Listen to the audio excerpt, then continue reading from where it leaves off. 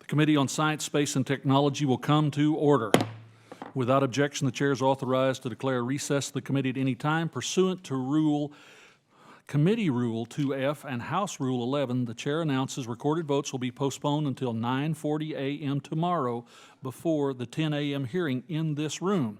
Today we'll consider H.R. 4090, the Fire Grants and Safety Act of 2023, H.R. 369, the NIST Wildland Fire Communications and Information Dissemination Act, and H.R. 4143, the National Construction Safety Team Act of 2023. I recognize myself for an opening statement. Thank you all for joining us in this markup. We're here today to consider 3 bills that will improve our ability to respond quickly and efficiently to emergencies and disasters across the country. First up is H.R. 4090, the Fire Grants and Safety Act of 2023.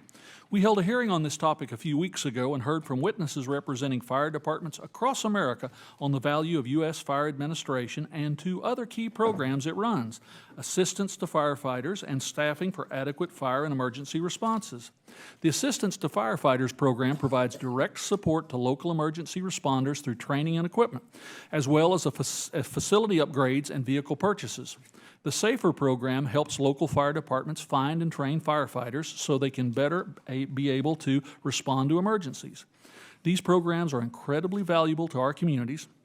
Many small and rural fire departments, like those in my district, struggle to support and maintain forces or to provide necessary training and equipment for their firefighters.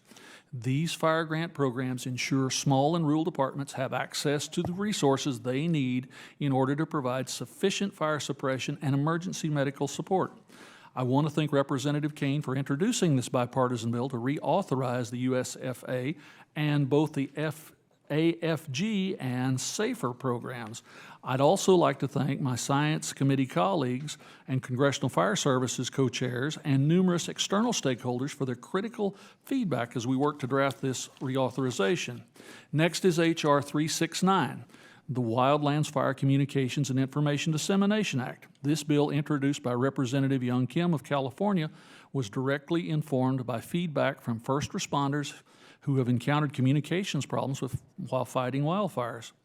We're right in the middle of wildfire season. I know this is a critical issue for many of us on this committee. Oklahoma may be better known for its tornadoes, but wildfires burn hundreds of thousands of acres of land in my home state every year.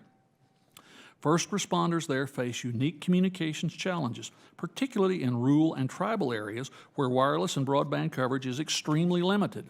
Delays and failures during emergency response operations could have catastrophic and fatal consequences. It is critical to ensure that our ability to share information during emergencies is instant, resilient, and redundant.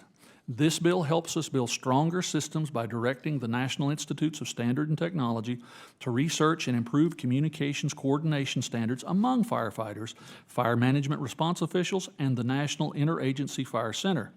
It also requires NIST to carry out live and virtual field testing of equipment, software, and other technologies to improve communications during wildfires.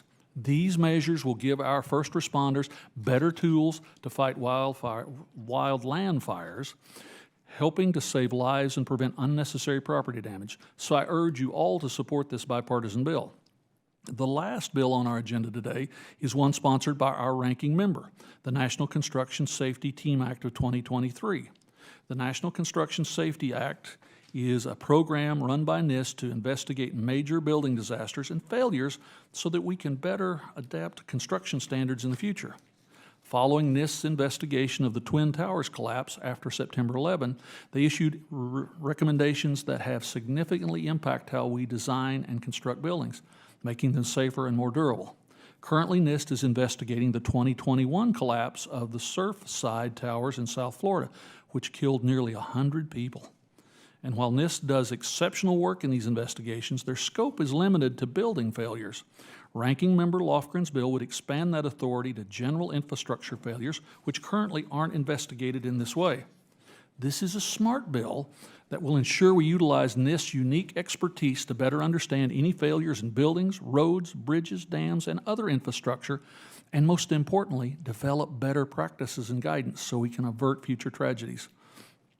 Just like the other 2 bipartisan bills before us today, this is a common sense, practical policy that supports science and innovation to improve people's lives.